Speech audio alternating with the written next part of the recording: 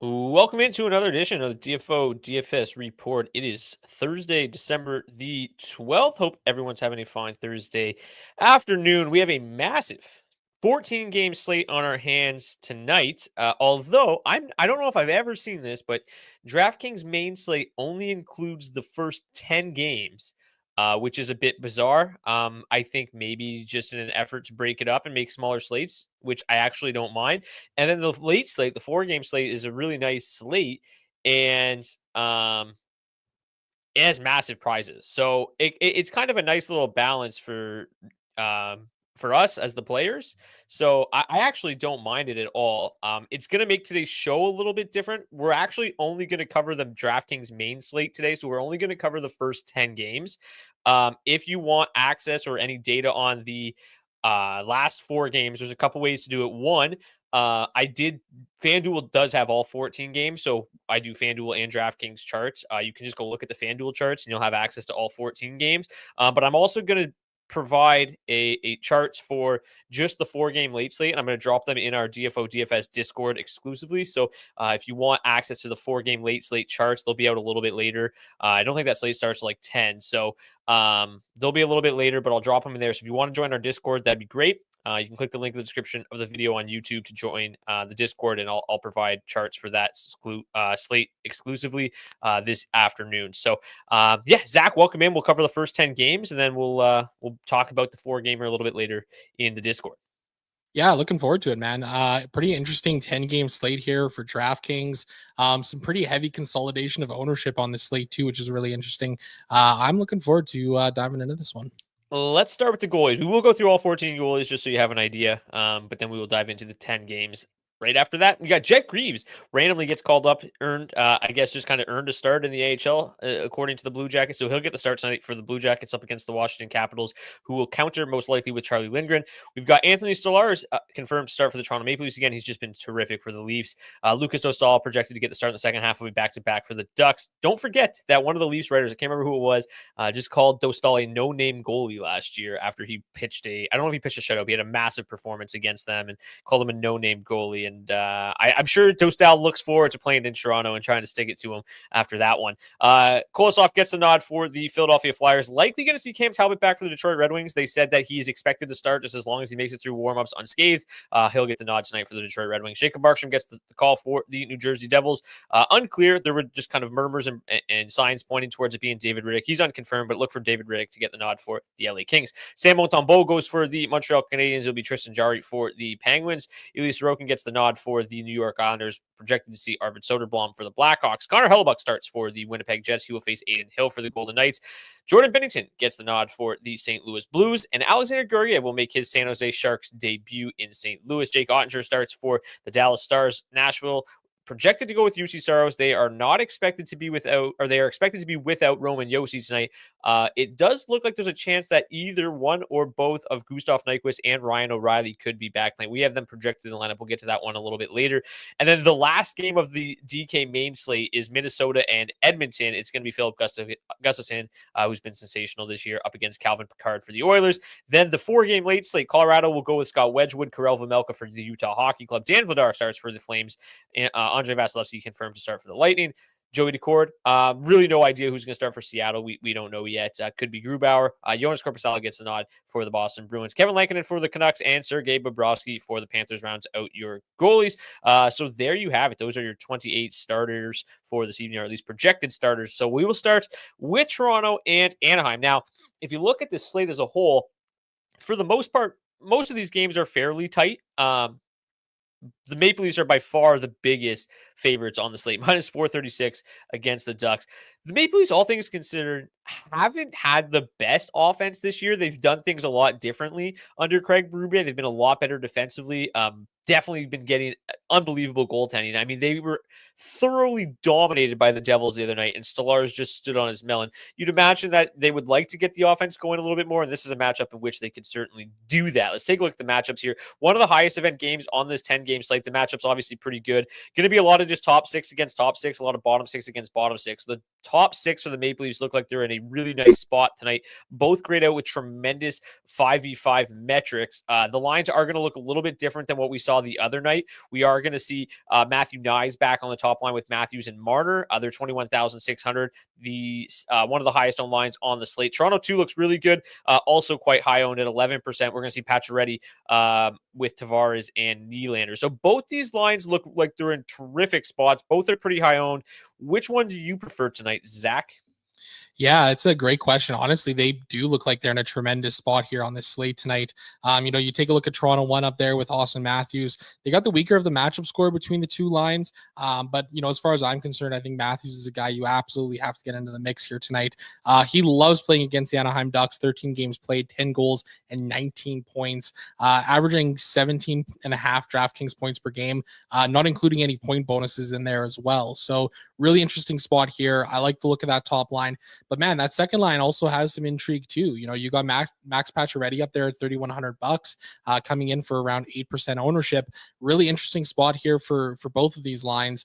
As is kind of the status quo for me when it comes to the Toronto Maple Leafs, I'm usually comfortable being under the field on these top two lines when they're drawing so much ownership, which is exactly what's happening tonight. I mean, you look at Toronto 1, 14% ownership, Toronto 2 coming in at 11%. That's the second and third highest owned lines on the entire slate tonight. So I think there's reason to have interest in these guys. I'm definitely going to be having both of these top lines in the mix. I just don't know how heavy I'm going to be. I might try and come in a little bit under the field and get over on some of these other spots on this slate as well. Muted there. Yeah, it's wild that on a 10-game slate, these two lines are combining for like 25% ownership. It's a quarter of the ownership coming in on the Leafs. So it's pretty easy to get different on this slate. Just basically fade the Leafs. And yeah, obviously a little bit cheaper to go to Toronto too. I still always feel like that Matthews line is definitely the line that's got the higher upside. But Nylander, periodically, at least recently, has been participating on both power play units, so he's got a little bit extra juice there. Tavares has obviously been really good. Marner, though, man, he's just been from a DFS perspective, he's not the greatest because he doesn't shoot a ton, doesn't really score a ton, but he's just the multi-point games and the numbers he's putting up this year are tremendous. And they rank out as the number one line to target for a reason. The matchup, it looks a little bit worse, but let's be honest, they're mostly going to see the top six of the majority of the time. They're just going to see a little bit more of the fourth line, maybe, which skews things a little bit. But yeah, it's mostly the same matchup. So I prefer Toronto 1 a little bit, but yeah, I think Toronto 2 also in a really good spot. It just depends how much chalk you want to eat on a 10-game slate. I think that there's a lot of other really good spots to get to, and I don't know if I'm necessarily going to be, super heavy on Toronto 1, but I mean, we've seen chalk absolutely crush recently, right? I mean, Colorado 1 was pretty chalky the other night, absolutely smashed. Last night, Ottawa 1, as chalky as can be, literally destroyed the slate. So it is becoming a little bit more nerve-wracking to fade this chalk, and it's not like it's overwhelming. 15% isn't crazy. I think it's still fairly easy to get over that in a 20 max. So it just kind of depends how much you dislike the Anaheim Ducks. And I mean, when you look at it, the second line has pretty good defensive metrics, but the rest of the top line for the Ducks is really, really poor. So looks like a great spot here for the Leafs in terms of the power play. Their power play is still kind of sluggish at 21st in the league over the last 10 games, but not a great PK for the Anaheim Ducks. So a good spot there as well. The Ducks really haven't done much, for us recently. They still grade out pretty well, that top line, the 12th best line to target, but didn't do anything a couple nights ago. Didn't do anything for us last night. Are you just off the Ducks here, entirely? And as Mark points out in the chat, this has got to be a tired Ducks team as well. I believe, third game in 4 nights now for them too? Yeah, absolutely. I'm pretty comfortable staying off the Ducks here. Thankfully, it's a 10-game slate, so I'm not being forced to play them like I was last night, which was just horrible experience. I'm pretty comfortable staying off of the Ducks here. I've got some interest in Lucas Dostal here tonight in the crease. I think it's an interesting way to obviously get off of some of this chalk that we're seeing on Toronto here. Dostal not necessarily projecting out the best, but man, he is going to see just a ton of volume here tonight, and a good way to get yourself really, really different from the field. He's only $6,900. We've seen him stand on his head with some huge performances in the past. I'm willing to take a couple shots on him here tonight on this slate. Not necessarily projecting the best is a funny way of saying projecting the worst on the slate. But yeah, obviously it's $6,900. He's a guy that's done that before, and we saw him do it with his Maple Leafs team. He was a no-name goalie. We know him now. Game number 2 is the Philadelphia Flyers and the Detroit Red Wings. The Red Wings looking to win back-to-back games for the first time in what feels like forever. They are small road underdogs in Philadelphia tonight. This game, for the most part, is another one of those games where it feels a little wishy-washy as to exactly what's going to shake out here between these two. For the most part, both of these teams have been pretty good defensively and not so great offensively. But Philadelphia won. We've played them a lot with a decent amount of success. They have an okay matchup tonight. Going up against Detroit won. Detroit won, for the most part has been solid defensively, but they have given up plenty of goals. We talk about this Philadelphia Flyers top line being really, really good. Farabee provides some really nice salary relief there as well. But man, this entire Philadelphia lineup looks quite good offensively right now. They've really seemed, we talked about it a lot early in the season that John Tortorella was extremely frustrating because he was just tinkering with his lines nonstop. We never really knew what the lines were going to be on any given night. He seems to have finally found his solidified kind of top 12, and they've played really, really well together, at least from an underlying metrics perspective. And, you mentioned really liking Philadelphia 3 the other night. They came through in a bit of a cushier matchup. But yeah, like this top line, 14,700 grades out 10th best. The rest of the matchups, like the rest of the line stacks, don't grade out particularly great, but I think that they are decent value plays. Obviously, 14,300 for the second line, 8,100 for the third line. Are you interested in going back to Philadelphia tonight, just given how good these offensive metrics are, and kind of just ignoring that the Red Wings have actually not been too bad defensively? Yeah, absolutely. I mean, you take a look at the top line for the Flyers. They're coming in as the 10th best line to target, 8.8% ownership. Only $14,700 to full stack these guys. Joel Farabee, $3,300, my top value forward or second top value forward on this slate here tonight. I think he's in a great spot. I mean, we've talked about him quite a bit lately. His floor has just been tremendous as of late here. 8.4 shots on goal per hour of ice time this season. He's finding ways to chip in offensively as well. Even last game, he didn't take a single shot on goal, still got there with an assist. So there's ways for him to be involved here. Sean Couturier, usually the guy that I'm most comfortable leaving off of a Philadelphia one stack. But Travis Konechny is just a great play here as well on this slate. But yeah, I've got some interest in the second and third lines as well. I mean, it feels like, as you mentioned, they're starting to kind of click and find their way.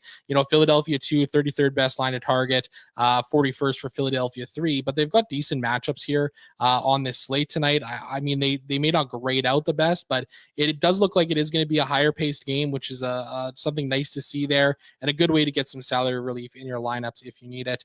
No reason to go too crazy on these guys here, but I think this is an interesting spot here up against the Red Wings.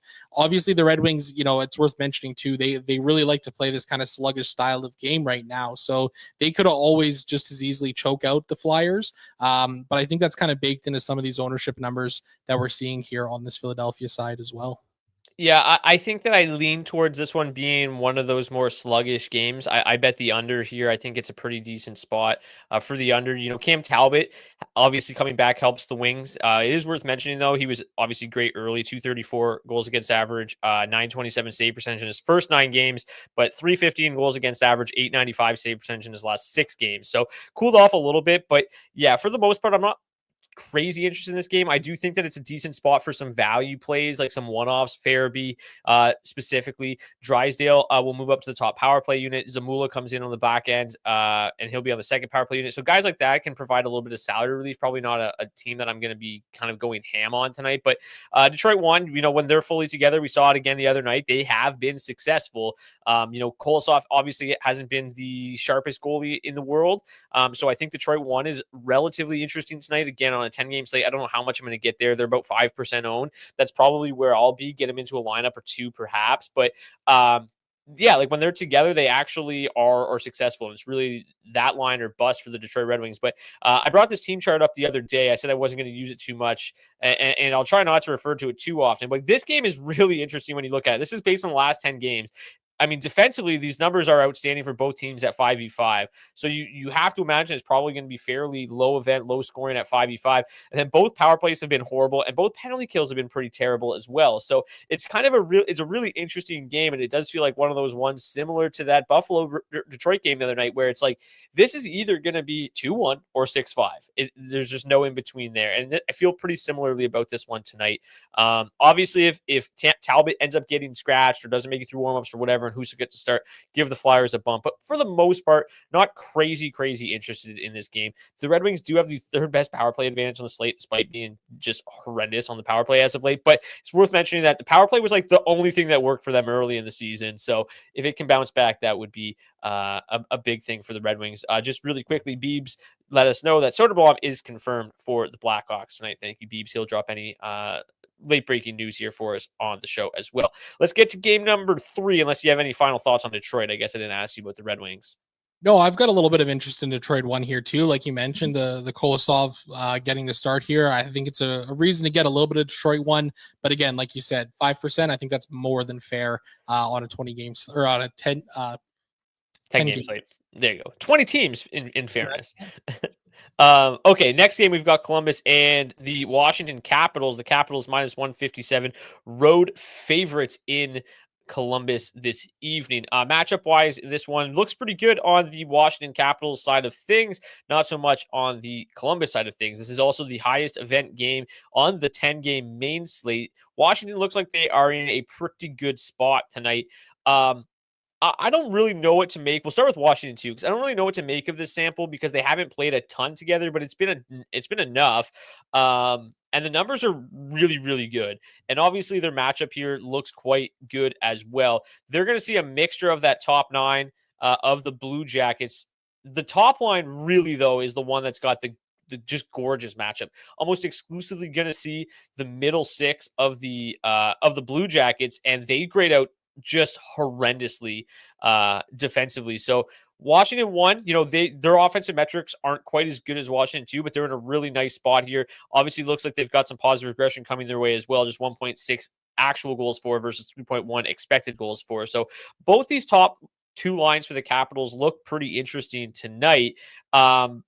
Let me just pull up the line stack rankings here. So Washington grades out 3rd best thanks to their really outstanding underlying metrics. I don't know how much Taylor Radish I'll probably have in the mix, but Connor McMichael, Pierre-Luc Dubois mini stacks feel okay. The top line, Protas, Strome, Wilson, they've obviously cooled off a little bit, but 15,900 in a really good matchup.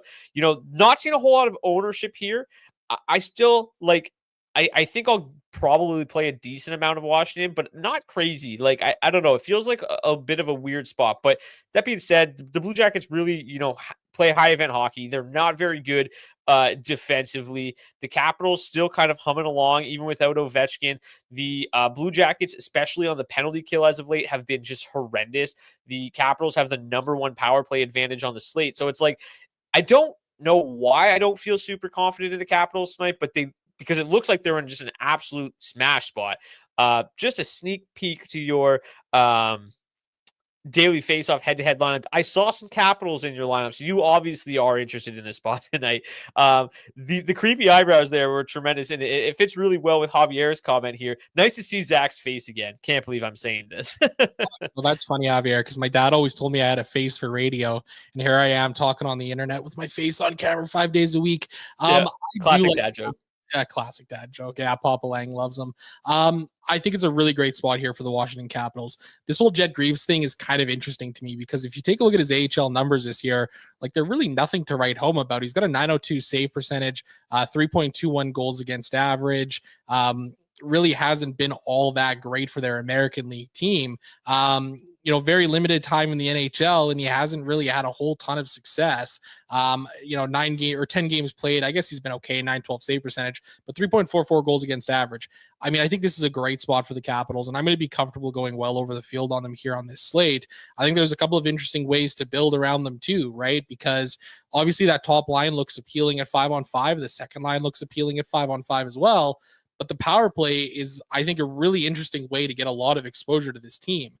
You're getting some of their top 5-on-5 line, their second 5-on-5 line, and then some of the defensive ownership here too, right? Because you've got John Carlson on the top pairing, you got Jacob Chikrin on the third pairing. I think it's a bit of a smash spot here for the Washington Capitals for me. I'm going to be well over the field on them in what looks like a really great spot here. Pierre-Luc Dubois, we're still waiting for him to kind of really turn it on here, but his offense is coming around a little bit more here. His shooting percentage finally starting to climb up to 9.8% on the season. Still about, 3.5%, 4% below his previous average. Connor McMichael just continues to chug along. Tom Wilson is scoring at a solid clip this season. I think there's a lot of reason to have interest here in this Capitals side. And I admittedly a little bit surprised that there isn't more ownership going there, because it doesn't feel like they're all that expensive either here. I mean, you look at Washington too, $1,300 to full stack them, 15,900 for that top line. I mean, you can really get some other good spots into the mix playing these guys here tonight. So yeah, I've got quite a bit of interest in this Washington side.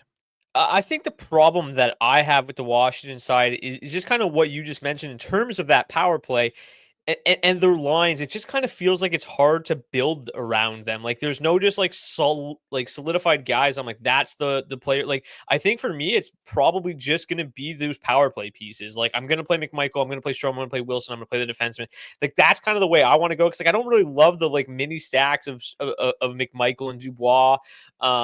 I feel better about maybe like a McMichael Chikrin, McMichael Carlson mini stack, or just a power play stack as a whole. That's kind of the way I want to build around them, because I don't feel like stacking them is all that fun, just the way the lines currently are and kind of who's there and what they provide in terms of floors. So that's kind of just my hesitancy.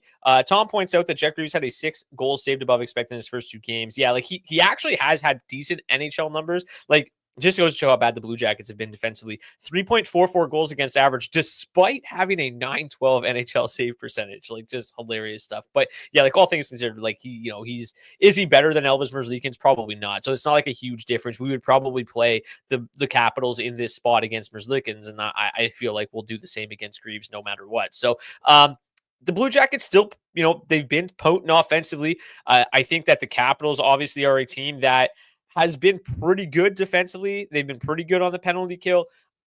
I've been, not playing the Blue Jackets quite as much given their new line combinations. They've still been okay. Ken Johnson remains red hot.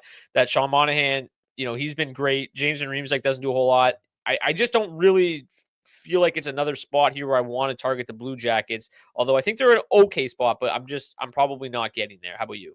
Yeah, I agree with you on that. I mean, I think there's spots to play Columbus. It doesn't necessarily feel like one here tonight. That being said, like this game does have a really high pace score. So, maybe it's one of these games that kind of gets to a little bit of a shootout going back and forth. Charlie Lindgren does project very, very well tonight at 8K. I think he's an interesting goaltender play on this slate, coming in around 6.3% ownership. I don't think I'm going to get any Columbus into my lineups, like maybe a little bit of Columbus one at like 5 or 10%. I just got so much interest in this Washington side of things. I'm definitely going to be over the field. I don't mind playing the mini stacks here for these guys. I don't mind playing the power play stacks. I think it's a really nice spot for them tonight. Worth mentioning, Columbus 2 actually grades out marginally better than Columbus 1 tonight. That's Voronkov, Fantilli, Marchenko. They have a slightly better matchup. The offensive numbers are pretty similar, so they grade out a little bit better tonight. Third game of the night, we've got the Devils and the Kings. The Devils, man, like they just keep dominating hockey games and can't find ways to score. A couple of my Leafs buddies are like, welcome to Sheldon Keefe hockey. That's just what happens. And we've seen that with the Leafs a lot, just dominate games and lose 2-1 or 3-2. And like the Devils had no business losing to the Leafs the other night. Now they, it's interesting because it's like you want to play the Devils because they've been so dominant, and you think that they're due for some positive regression. The problem is that the Kings are very, very good defensively, and this doesn't necessarily feel like a game in which like, oh yeah, positive regression is suddenly going to kick in. Go to the team chart here for a second. Last 10 games, expected goals for, highest on the slate at 5v5, 3.25 expected goals for per 60, just 2.31 goals for, negative 0.94 goals scored below expected. Just ridiculous stuff. Still been really good in the power play, but the Kings possess a pretty good PK. So like this game as a whole is not one that intrigues me all that much. I'm certainly not that interested in the Kings side of things because they just haven't been great offensively. The Devils obviously can just dominate a hockey game. The top line, the Heischer line, does grade out with a pretty good matchup. Their numbers have obviously been quite good. Not quite as good with Dawson Mercer up there instead of Stefan Nason, but the matchup here with that Kopitar line with Kempe and Trevor Moore just has not been good defensively. So kind of an interesting matchup there. If you want to play New Jersey 1, the ownership in this game looks as following: nothing, which isn't surprising. Look, pretty low event game here. I'm probably not all that intrigued here, but 14th, 15th, 16th line to target in this game. Are you playing it at all? Are you dipping your toe into the New Jersey waters, hoping that positive regression sets in tonight? Yeah, I am dipping my toes into the New Jersey side of things here. My interest, as a whole is usually around the second line. I kind of feel the same here tonight, even though they don't have the greatest matchup score here. The thing for me, Brock, is like this power play matchup looks really solid here for the Devils. They're coming in with the second best matchup on the entire slate here tonight. Top power play unit ranking right now, going up against the Kings team that's shorthanded 3.3 times per game. So I think there's going to be a lot of opportunity here for the Devils to get on the board on the power play tonight in this spot. So, I'm comfortable getting 10% New Jersey into there, a little power play action and mix it up there. Maybe some Nico Hischier, Dougie Hamilton, mini stacks, some Jesper Bratt, Jack Hughes, Dougie Hamilton. I think that's kind of the way that I'm going to be targeting this one here. Stefan Nation, $4,300. Maybe interesting as a one-off or in the mix on some of those power play stacks that I'll have tonight. I'm not going crazy or anything like that by any means, but I think there's enough interest here in terms of this power play unit to warrant some play. New Jersey 2 grading in 14th best line to target, top line 16th. That's right around the kind of cutoff mark for me in lines that I tend to target. So I'm comfortable getting there. Definitely not going to be too heavy on them. Like I said, maybe 5-10%. I think that's fair to mix into a 20 max tonight. Just going to get to a season-long question really quick here. Drop Kemper or Greaves or Vejmelka for saves or just start one goalie today? I missed this question earlier. I would not I'm not that interested in Greaves or Vejmelka, both really in tough matchups tonight. So those are your only two options. I would stick with just one goalie and keep Kemper on the roster moving forward. Okay, let's move on to the Montreal Canadiens and Pittsburgh Penguins. This one's interesting. The Penguins looked like they were in a pretty good spot the other night against the Avs, just did not come through at all. They got absolutely destroyed. The Canadiens, we talked about them being better recently, at least offensively. The top line with Newhook up there has looked a lot better. The second line with Laine's looked better. I mean, Laine's mostly doing his damage on the power play. But the matchups here are pretty good for the Montreal side of things, pretty decent for the top six of the Penguins as well. So it looks like a game in which, offense could come in. Both of these teams are not very good defensively whatsoever. They've both struggled a lot, specifically at 5v5, and that's why the matchups are so good on both sides. So yeah, I think obviously Sidney Crosby's line's in play. If I was interested in them against the Avs the other night, I'm certainly interested in them against the Canadiens tonight. I don't know how much Montreal I'm going to play, but after watching, the top line of the Avs post 5 points and a hat trick against the Penguins, the Montreal top line is not Colorado one, but obviously, they can find some success tonight given how good they've been together. So yeah, Suzuki, Caulfield probably in the player pool tonight. Probably limited ownership, but I think I have some interest in this Pittsburgh Penguins side of things. Obviously, Greno is the second best line to target overall, 19,600, pretty affordable price tag. And then you factor in that they're under 5% owned as a whole. Looks like a pretty good spot for Pittsburgh one. It was a miss the other night, but I think they can bounce back in this one. Yeah, I agree with you. I think this is a really interesting spot here. I like both of the top lines in this matchup. I'll probably mix in a little bit of Montreal 2, a little bit of Pittsburgh 2 as well. Philip Tomasino, really like him as a value play tonight, $2,600. Some solid shot volume there from him so far this season, 9.7 shots on goal per hour of ice time. Granted, he's not seeing a ton of ice time or anything like that. Still finding ways to kind of find a little bit of production there, give a little bit of a floor. So I don't mind him as a one-off on this slate. I've got some interest in this top line of the Canadiens. They really feel like they are turning a corner. And it feels like since Laine has returned to the lineup here, all of a sudden it just feels like it's clicking as a whole for Montreal right now in terms of their offense. So I like this spot here. I'm definitely going to be having some Montreal one in the mix. I'll probably be over the field on them and probably over the field on Pittsburgh one as well. And again, it's not like it's very hard to do so on a 20 max. Two lineups of these guys, and all of a sudden you're at 10%. You're double the field on them, and what feels like a fairly good spot. It is worth noting that this is kind of when it feels like some of these games start to slow down a little bit here in terms of the pace score. 98.3 on this game between Montreal and Pittsburgh. Don't entirely hate that either. I think it's an interesting spot. I think there's some good reason to have interest here. These top lines have really struggled defensively, right? So they could be just trading chances out there all night long. I'll have them in the player pool for sure. Yeah, to me, I don't hate this spot here. I just think that I like other spots a little bit more later. So I'll probably have some minimal exposure to both top lines in this game, but it's not really one that I'm going to be hammering. There's just some other spots later that look a lot more appealing, and we'll get to them in a minute. And in terms of the power play in this one, 5th and 8th ranked power play advantages. So yeah, like this game's certainly shaping up to be okay, and at low ownership. Again, it's probably both teams' top lines for me only in this game. It's not like they're coming with any ownership. So, yeah. Any final thoughts on this one before we move on to before we skip the next game? Yeah, ready to move on and skip the next one and move on to the following game. Okay, the Islanders, they will host the Blackhawks. The Islanders 3.3 implied total, 2.4 implied total for the Blackhawks. Matchup-wise, I mean, if you look just at the matchups, pretty good. If you look at the pace score, pretty bad. Take a look at the offensive metrics here, pretty good for one line. But, like, I can't. I can't play this game. I'm not going to play this game. So I'm comfortable just skipping this one as a whole. I bet the under, which was still at 5.5. I still think it's an under bet tonight. So yeah, I'm comfortable moving on. Are you? Yeah, pretty much. Like I think, maybe some one-offs in the top 6 of the Islanders. Like I think, the matchups are decent enough, but I just don't really like it, man. I mean, 6.5% ownership on the top line for the Islanders, second line drawing around like 9%, 10% ownership. I'm pretty comfortable fading those as a whole. Like I said, maybe a little one-off action, but like nothing beyond that. Honors League game time decision as well due to illness. But yeah, like they grade out 11th and 28th in what projects to be the lowest pace game of the night. So yeah, moving on. We've got the Winnipeg Jets and the Vegas Golden Knights. Now, let's refer to the team chart here again.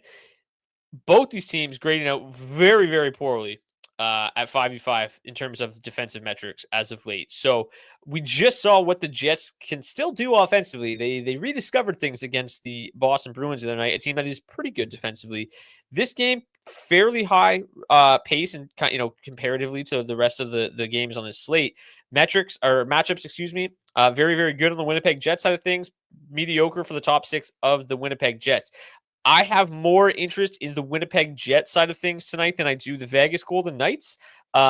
Again, for me, it's probably mostly just this top line. We just saw what they could do the other night. The Winnipeg power play does not grade out very well because the Vegas Golden Knights are extremely disciplined. Just 2.1 times shorthanded per game is insane. But yeah, Winnipeg one still a line that I have interest in. It was nice to see them kind of just re-break out the other night. They grade out 6th best overall, just 6% ownership. That's a line that I've got some interest in this game. I still haven't really played Vegas all that much this year with any success. I've kind of been chasing them more often than not. The regression here is super, super obvious for this top line. The new look lines in the middle 6 are just horrendous offensively. So just not a whole lot of interest coming on this Vegas side for me, but I do have interest in the top line for the Jets. And I do think there's a little bit of value here in the second line of the Jets as well, but I probably will look elsewhere tonight. Yeah, I agree with you. I really like the look of this Winnipeg top line here. Worth noting, Kyle Connor and Mark Scheifele love going up against Vegas. Kyle Connor in his career, 18 games played, 11 goals and 24 points. Mark Scheifele, 17 games, 8 goals and 17 points. So for whatever reason, they love going to play against Vegas. And I think it's a reason to have interest in them here tonight. You take a look at the defensive metrics in the top 6 for the Vegas Golden Knights, and they are not very great whatsoever. They are not grading out very well. And if all of a sudden Winnipeg finds another little heater here where they can go on a couple of games on a tear. I mean, look, what they put up like 8 or 9 goals against Boston a couple of nights ago. I think there's some reason to have interest in this Winnipeg top line tonight. They grade out as the 6th best line to target, 6% ownership for that top line. So, they're seeing a little bit of action here. I think that's a pretty fair number. That's, again, probably pretty easy to come over the field on. $19,900. I think there's enough value spots on this slate where you can kind of fit them into some interesting looking lineups. Worth mentioning, this team met once already this season, 4-3 win for the Vegas Golden Knights that night. Ivan Barbashev, 2 goals, Jack Eichel, 2 assists. So if you are somebody that has got the Vegas Golden Knights right this year, maybe an okay spot, but obviously with Connor Hellebuck between the pipes, not great. Tom is wondering, is New York too chalky though? It's funny that they are kind of chalky. We just skipped over that game as a whole, but yeah, just not a whole lot of interest. If you want to backtrack and talk about it a little bit, I mean, the matchup's okay. The underlying metrics though, with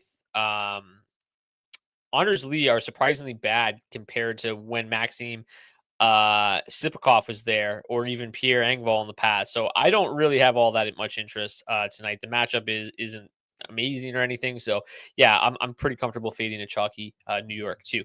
In terms of the power play for this game, we already mentioned 17th and 13th. Any final thoughts on Winnipeg Vegas?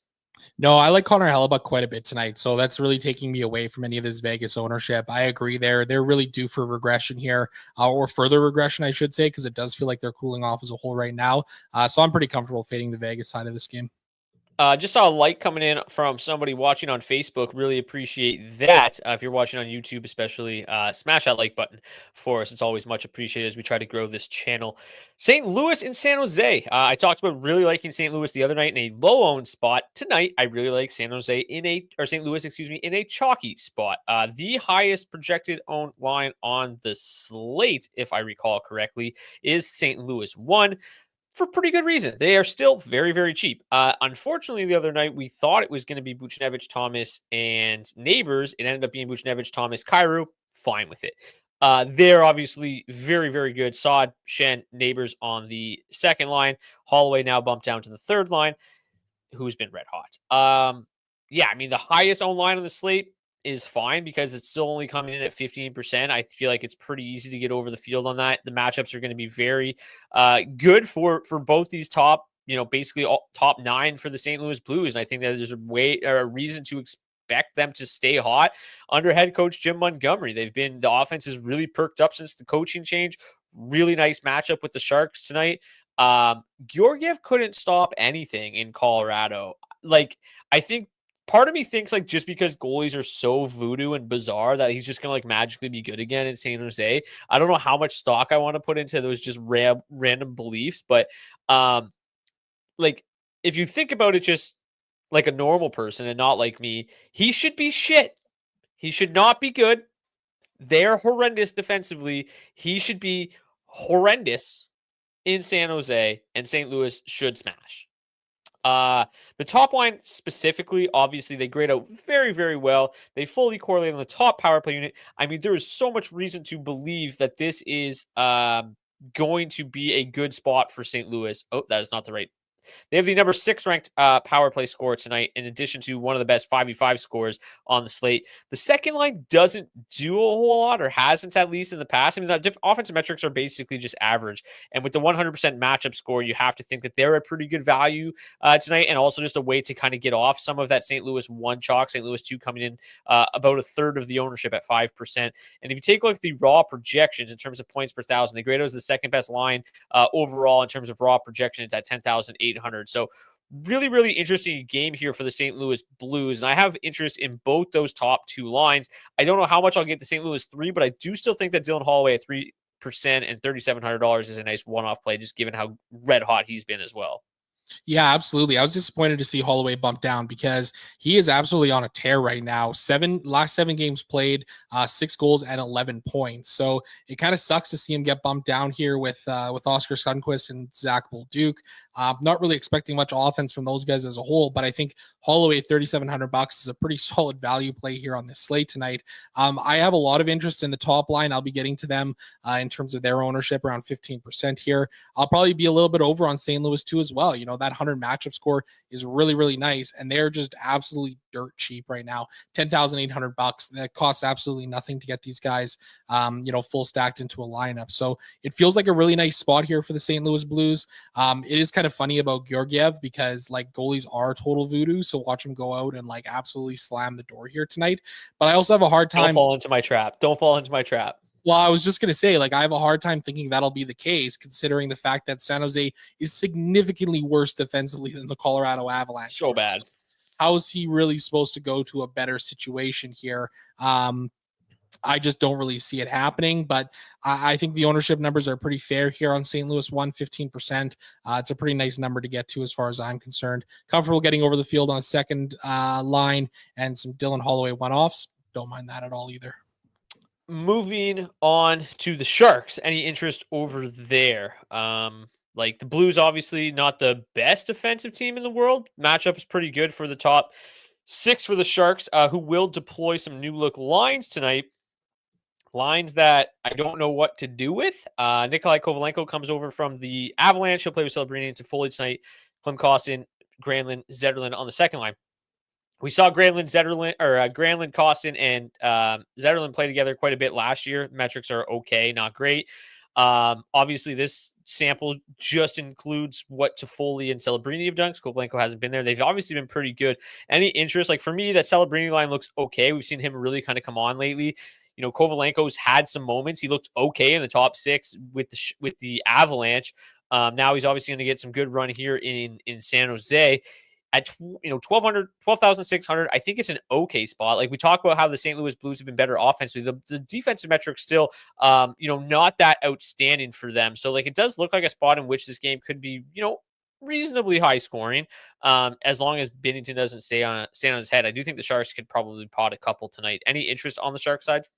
Yeah, I think there's reason to have some interest. There's not really a lot of ownership coming in here. 3-4% on Celebrini and Toffoli, Granlund, Zetterlund, 1-2% ownership there. I don't mind the idea of mixing them in a little bit. They have a fairly decent power play matchup here on this slate as well, even though their power play has absolutely been horrendous this season at 29th. But it's not like the Blues have a great penalty kill or anything like that at all either. So I think there's some opportunity here for some offense to come from San Jose. The concern that I have is I don't necessarily think these guys are super cheap either. Celebrini, $6,100. Tyler Toffoli, 4K is okay, I suppose. I just don't know if it's like a play that's really going to get you to the top of any contests. Agreed. And that's kind of where my concern with it comes in, because you do have to pay up a little bit for these guys. I do think it's an okay enough spot that you can get 5%, maybe 10% if you really like this spot. I just don't know if I can get beyond, maybe a mini stack of San Jose 1 and maybe a mini stack of San Jose 2. Feels like more of a get different spot if you want to play like the turbo slate. That's kind of where I'm at tonight.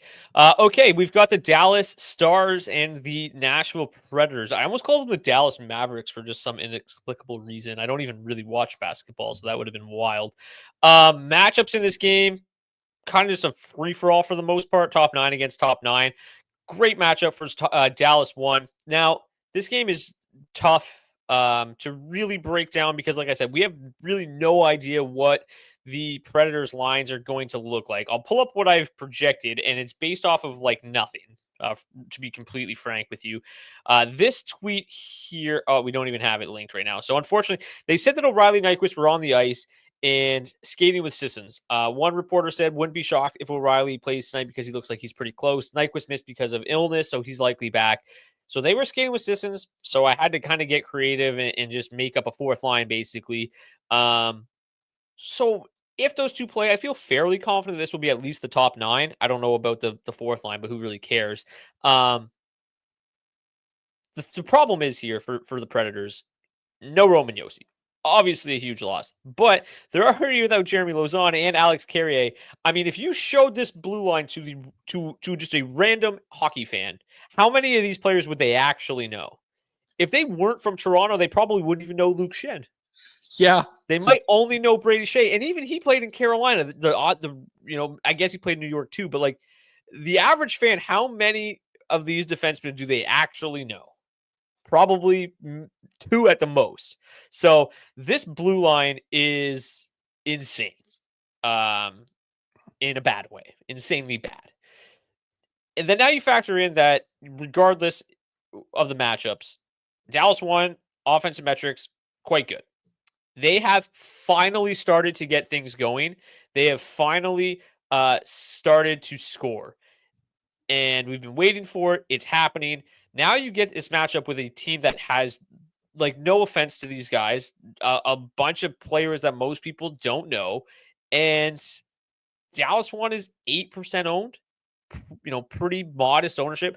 I really, really like this spot for Dallas 1 a lot. For a couple of reasons. One, obviously that blue line's awful. 2, the Predators are literally just dead. They have no life. And 3, Dallas 1 has started to figure it out, and the salaries do not match the actual skill levels of these players yet, not even close. These are all $7,000 plus players last year, all in the mid 5Ks, 16,500 a full stack in an absolutely great spot. I wanted to figure out if I wanted to bet the over or under in this game, but I couldn't figure out if Dallas was only going to score 5 and win 5-0 and the under would hit, or if they were going to score 8 and win 8-0 and the over would hit. Because like I just don't know. I don't know how they don't just crush in the spot against just a very, very banged up blue line and just a demoralized Predators team. Are you with me here? Yeah, I liked Dallas before, I heard your whole ramble here. I kind of think I love Dallas now, and I kind of think I'm going to be really heavy on them. I think you've hit the nail on the head with this top line here. Seeing them start to chug along is really a great thing. 8% ownership for them as a full stack is really not that much whatsoever. And I think we need to talk about Dallas too here as well, because obviously Tyler Seguin out with the hip surgery. We don't know how long he's going to be out. Probably going to be a longer term thing though, right? Logan Stankoven sliding up to that second line, and they've more or less just picked right up where they left off. And I think that's a really interesting spot here as well, because Dallas 2 is seeing even less ownership than Dallas 1 is. Yeah. And what I also think is just a great spot for them here. I mean, you look at that blue line of the Predators, like you said, and like I love me some Mark Del Gaizo, but holy smokes, that is a rough looking blue line right now. So I think this is a great spot to be over the field on Dallas here tonight. I'm willing to take the risk with them here. I think it's just a great spot. And like if we're right, I mean, it feels like we're going to be really right on these guys. They have a decent power play matchup here. Nothing super great to write home about, but there's a path for them having some success on the man advantage as well. Yeah, this is a really interesting spot, I think, man. We have, I guess, people that consider themselves the average fan. Tom says, I'm disgusted with myself. I don't know who Adam Wilsby is, and I know one of these defensemen. I consider myself less than average fan. So, yeah, not a lot of name recognition on that blue line. But yeah, I agree with Dallas too as well. Like, obviously, hasn't been necessarily super fruitful yet for Logan Stankoven. Just 1 assist in 4 games since taking over for Tyler Seguin on that line, but does have 12 shots on goal during that stretch. So Marchment, Duchesne, they've been red hot. We also have kind of started to see maybe those salaries make a little bit more sense, right? Like they were incredibly hot. Their salaries kind of got to the point where you're like, okay, I'm just going to stop playing them because now it's just crazy. Like if I remember correctly, like Duchesne was up at like $6,500, wasn't he? Yeah, he was right up there. So yeah, like it doesn't I still feel better. I still feel like the upside is greater for Dallas 1. They obviously have the better power play correlation as well. But yeah, Dallas 2 right there with literally no ownership feels great. Are you playing any Nashville tonight? No. Yeah, with Roman Josi out, that's the thing for me, right? Anything that I've been building with Nashville for the last week or two here has included Roman Josi. So if he's not in the picture right now, I have absolutely zero interest in playing Nashville. I mean, I guess you could say that Forsberg and Stamkos have had some success against Dallas in the past. Stamkos, 27 games played against the Stars in his career, 20 goals, 33 points. Forsberg, 16 goals, 30 points in 43 games. It just feels too thin for me. Going up against Jake Ottinger, who, he hasn't been as great as he's been in the last few years, but he's still been rock solid. 20 games played this season, 912 save percentage, 6.2 goals saved above expected. I like Ottinger as a play here tonight, and the field feels the same. Projecting for the second highest ownership right now of any goaltender on this 10-game slate. Bringing up the team chart here. Where are they? 2.72 expected goals against per 60. Downright awful. 1.74 actual goals for. They're shooting 6.5%. Their power play is horrendous. No Nashville for me. There's somewhere else I wanted to go with this really. Oh, the only player I would maybe consider playing from the Nashville side of things is Brady Shea. Because now he's going to take over for Roman Josi in the top power play unit. We just said that doesn't mean anything. The power play is dog shit. But he played 27 and a half minutes after Josi got hurt the other night. We just talked about how no name that blue line is. You have to imagine he's going to be the alpha there, just playing massive minutes. And not just him, right? We talked about Wilsby and Del Gaizo and Blankenberg's going to be on the second power play unit. He's going to be on the penalty kill, probably going to play big minutes. There's some value to be had in the punt defenseman from the Predators tonight. And that's about it. And we always laugh at why Brady Shea projects so well. He'll finally project well for a reason tonight. And I feel very good about that. To get to it, just to take a look, I want to see, is he probably projected for the most minutes tonight? Yeah, 26 minutes, the fourth highest of any defenseman on the slate at $3,500. Where's the rest of this Nashville ragtag crew here. Willsby projected for 20 minutes at minimum price. Blankenberg 19.5 minimum price. Just wild stuff. Okay, final game of the night. Again, if you're just tuning in, we are only covering the 10-game main slate on DraftKings. If you want to get the charts for the final 4 games of the night, we do have FanDuel charts. The FanDuel slate has all 14 games. You can get charts for all 14 games there. Just we'll have FanDuel pricing and scoring. And then if you want to get charts for just that 4-game slate, because there's a massive prize pool in some of those contests in the late slate for DraftKings, I will be dropping charts for that slate a little bit later in our DFO Discord. So if you want to join the DFO DFS Discord, you can do so by clicking the link in the description of the video on YouTube. Join the Discord. You'll get access to those charts later this afternoon. Minnesota and Edmonton, your Edmonton Oilers in Minnesota tonight. The Wild, obviously a very, very good defensive team. Not quite as good without Joel Eriksson. They aren't going to be able to match up as effectively against the Oilers tonight without Joel Eriksson. But, I mean, the matchup scores on both sides in this game are atrocious. The one thing that the Oilers specifically have going for them in this game is while the Wild are very good on the at 5v5 defensively, they aren't very good on the penalty kill. The Oilers have the 4th best power play advantage tonight, going up against the 29th ranked PK. So that's the one spot in which the Oilers look like they could have some luck tonight. The only issue is that they don't draw a lot of penalties. The Wild don't take a lot of penalties. So how much of this game is going to be played at 5v5? I mean, based on this season, it looks like a lot. If that's the case, I don't really love this game. It looks like it's got 3-2 written all over it. Maybe 4-2 with an empty netter. Like, there's just so many more obvious spots on the slate that I don't think I'm going to get there. Like, you'll probably talk me into the Oilers here in a minute. Let me just pull up their ownership before you do. Edmonton won, for as good as they are, only grades out 7th best on the slate, and they're 20,600 at just 3%. I mean, it's easy to get over the field, obviously. I might build a little bit of Edmonton one, but like, you just need them to just absolutely crush on the power play tonight. Talk me into them. Yeah, I mean, it goes without saying I'm going to have interest in any Edmonton Oilers anytime they're on a slate. I'm not going to be doing my usual jam them in and play like, them all the time, everywhere with everybody, but I've got some interest here, probably going to try and keep it around 10-15% on this Oilers side. And I am going to be building around the power play. You take a look at the numbers here historically, these have been some tighter games that the Minnesota Wild have found ways to win. For whatever reason, the Edmonton Oilers just cannot seem to beat Minnesota. I think in each of the last 6 games, the Oilers have traveled to Minnesota. They've lost each of those games. In the same breath, Connor McDavid, 23 games played, 27 points against the Wild. Leon Draisaitl, 15 goals and 26 points in 24 games. I think if you're building around the Oilers, you have to build around the power play unit. McDavid, Draisaitl, Bouchard, Hyman, those are the guys that I'm going to be targeting here tonight. I think there's enough value spots around the rest of this slate where you can find ways to get these guys in there. I have some interest in Minnesota one as well. And again, because the Oilers have just seemed to struggle against this Wild team, and Matt Boldy just eats the Edmonton Oilers up every single time. 8 games played against the Oilers in his career, 6 goals and 11 points. Kirill Kaprizov, he's only scored 1 goal against the Edmonton Oilers in 10 games, but he does have 14 points. So I think there's a reason to build around, these teams tonight. I don't think you need to go crazy over the field or anything like that, but I think if you're 20 maxing, there's some interesting spots here in this game. The Oilers power play, Minnesota top line. I think there's a reason to have some exposure. It doesn't pace, or the pace score isn't all that great, 98.7. The matchups aren't all that great.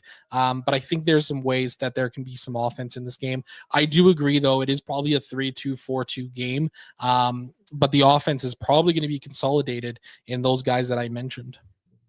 Yeah, just saw some news here in which we don't have updated on the charts, but it does look like there's a chance that it is Protas, Dubois, Wilson, and then McMichael, Strome, Radish to start tonight's game. So just if you're building around the Capitals tonight, just keep that in mind. That being said, that makes that Strome, McMichael feels like a really good combo. I really would be interested in that a lot. So keep an eye out in warmups. Obviously, if you're in the DFO DFS Discord, we'll drop any lines in there during warmups as well.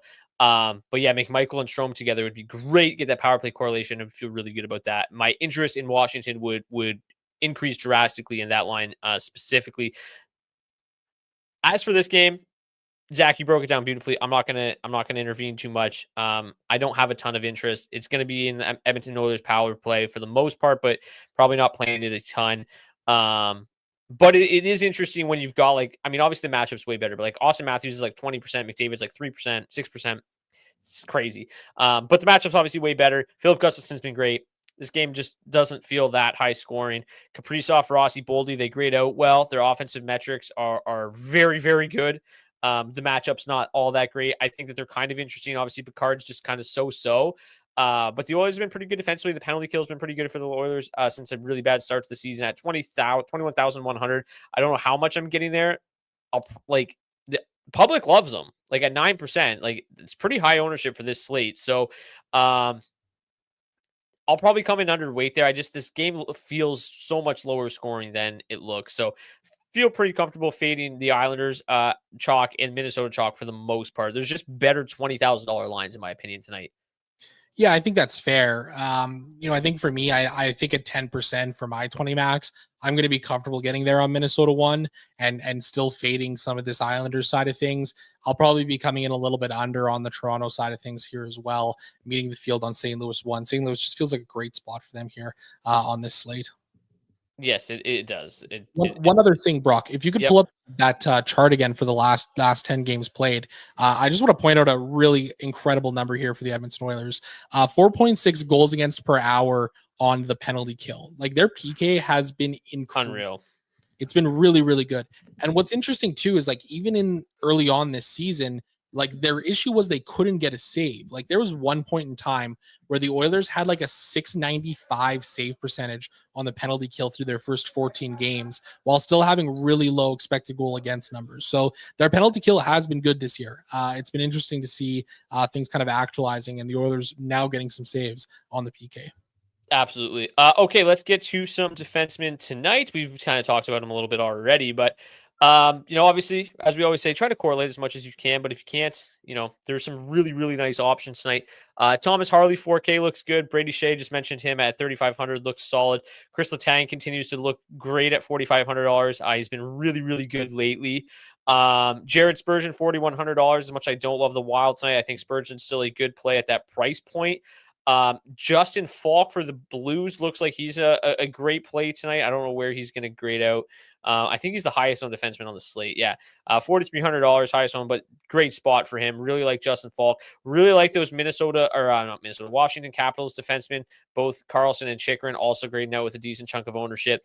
Who else is pretty good? Broberg is kind of interesting. He's been so solid for them. No offense, Zach.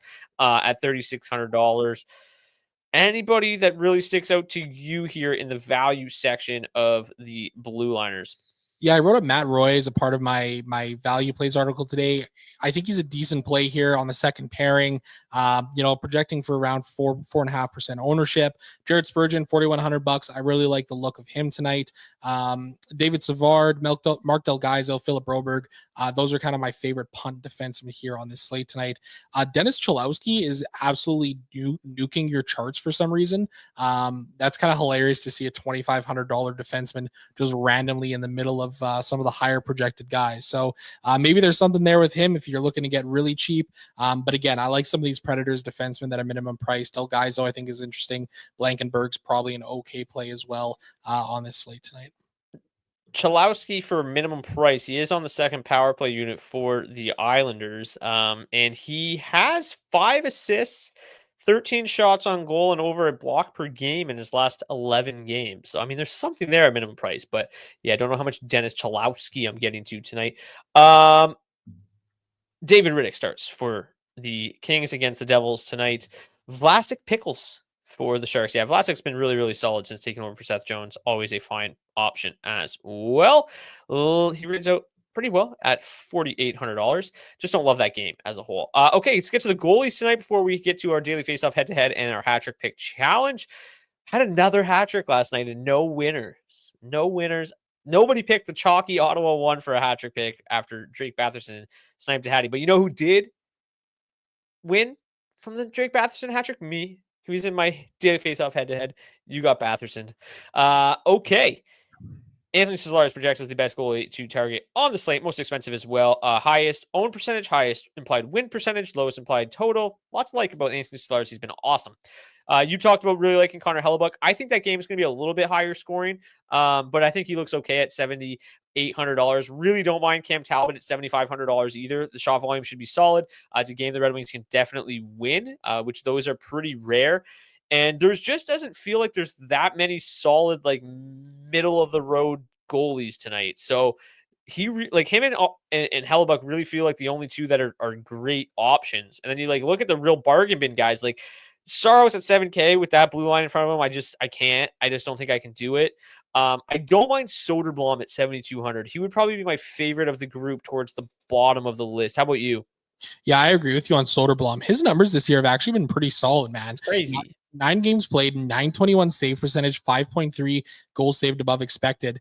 He's also been great against the Islanders in 2 appearances, a 929 save percentage, 2.61 goals against average. He could be a really, really interesting play down there.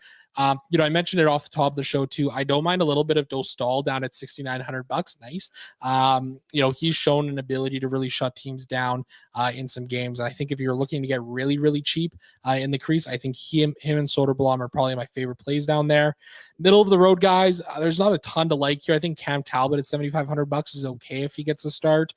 Philip Gustafson, probably a solid play here tonight. Connor Hellebuck might be my favorite play on this slate at 7,800. I really like him.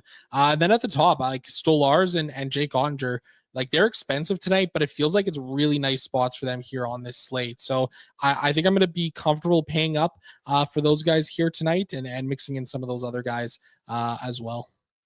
Quick question here from Javier. Need a one-off forward around $5,500. Okay, let's get to that. We'll try to help you out here. Best projected would be Brock Nelson. I'm not so sure how much I love that. I would probably, depending on who you played, obviously, I like kind of like those Dallas guys around that price range. Dallas won that entire like line is $5,500. You got Hintz at 54, Johnson at 55. And then also obviously the St. Louis guys are, actually they're all kind of more expensive. So yeah, probably those Dallas guys for me, Hintz or Johnson would be my preference. How about you, Zach? Yeah, I agree with you. I think the Dallas guys in that price range are all great plays. Depending on what you got in the build, I think you're pretty safe with any of those guys in there. Says he's stacking St. Louis and Dallas. So we're wrong there, but our guy Beeps had looked into the Washington lines a little bit. It looks like their lines are going to be the same as what we have currently on the charts, but just keep an eye on warm-ups. And then obviously if it ends up being Strome and McMichael, that would be a nice pivot. But it sounds like it's going to still be McMichael, Dubois, Radish on that second line with Strome on that top line with Protas and Wilson. Okay, let's get to our daily face-off head-to-head. I won again last night. Before I do, if you want to participate in today's hat trick pick challenge, please comment your hat trick picks in the comment section of the video on YouTube. If your player scores a hat trick tonight, we will get you a $25 gift card to nationgear.ca. And you can pick up some DFO swag. And then maybe you pick an Edmonton Oiler. He scores a hat trick tonight. And you want some Oilers Nation gear. You can get anything from nationgear.ca. Today's head-to-head. I'm 21-19 on the season now. I went with the same build that Javier said. The Stars and the Blues. Just 2 lines that were like $16,000 that feel like they're in tremendous spots. They fit together beautifully. You could play some solid defensemen. You could play Anthony Stolarz. Just fit like a glove. Seemed super easy. So yeah, St. Louis won. Got Thomas, Buchnevich, and Kyrou correlating with Falk there at $4,300. Then with the full Dallas one with Hintz, Robertson, and Johnson. Then my one-off defenseman was Jared Spurgeon at $4,100. Really like that price tag. He's on the top power play unit there, despite not having a great power play matchup. Plays a ton. And then, had just enough money to get Anthony Stolarz in there as the number 1 projected goalie. So this one grades out very, very well. Feel pretty good about it. But Zach, you went quite a bit different. Yeah, I did. Love going with some of these mini stacks. It's kind of a nice way to build your lineup. Some nice one-off options here as well. Obviously wanted to get St. Louis one in the mix. Pavel Buchnevich, my top value play of the day today. Him and Jordan Kyrou, I like that spot there. Had to pivot to some Washington too as soon as I saw how good their matchups and line stats were looking on this slate tonight. So got PLD and Connor McMichael there. Austin Matthews is a one-off at $9,600. Just feels like a really great spot here for the Toronto Maple Leafs going up against the Ducks. So really like the look of that. Defenseman, I wanted to get Jared Spurgeon in there. I needed to get an Edmonton Oilers player into my lineup somehow. So we're going with Daryl. We're going with Darnell Nurse here, $4,700. Man, ever since he got bonked on the head by Ryan Reeves, he has come back and is playing some of the best hockey that we have seen from him in a really, really long time. So I like the look of him tonight. Connor Hellebuck in the crease, mentioned him as one of my favorite plays in the crease. And Phil Tomasino, $2,600. He's popping on the as a solid value play tonight. If you're looking to get really, really cheap, let's see if he can do something for me here tonight. Contractually obligated to have an Edmonton Oiler in his lineup. That is today's daily face-off. Okay, let's get to today's hat trick pick challenge. I will go first, and I will take Wyatt Johnson of the Dallas Stars. Very nice. I'm going second, and I'm going to take Sidney Crosby of the Pittsburgh Penguins. Let's see if he can get it done tonight against the Montreal Canadiens. Okay, the race is on to get to the comment section to pick 20% Austin Matthews. You got to be the first person to comment. Try not to copy anybody in front of you. Thank you guys so much for tuning in. We have over 1,100 live viewers right now. If you're watching on YouTube, please smash that like button. Hit the subscribe button as well so you never miss a show. Zach and I will be back tomorrow. Just a quick update, too. So now that we are in this new channel, there is a show that goes live also at 4 p.m., but only on Thursdays for the Thursday night football game. So that's why we had to come live a little bit later today. So we will be live a little bit later on Thursdays only, but the rest of the week will be live at 4 p.m. Eastern, at least until Thursday night football is over, which is wraps up in a couple of weeks. So just on Thursdays will be a little bit later. And then, yes, if you want to join the DFS Discord, we'll have charts for the later slate tonight, that 4-game late slate on DraftKings. If you want full charts, FanDuel charts, they're there on the website as well. And thank you to our friends at rotogrinders.com for providing projected ownership today. If you want to get $20 off your first month of RotoGrinders Premium, you can do so by clicking the link in the description of the video on YouTube and take everything you learned in today's show, throw in their optimizer, build the optimal lineup tonight. Thanks again to RotoGrinders. Smash that like button, hit the subscribe button. I'm Brock Seguin. We had Zach Laing here as well. Best of luck tonight. Hopefully you return with more money in your bankroll tomorrow than you had tonight. Until then, cheers.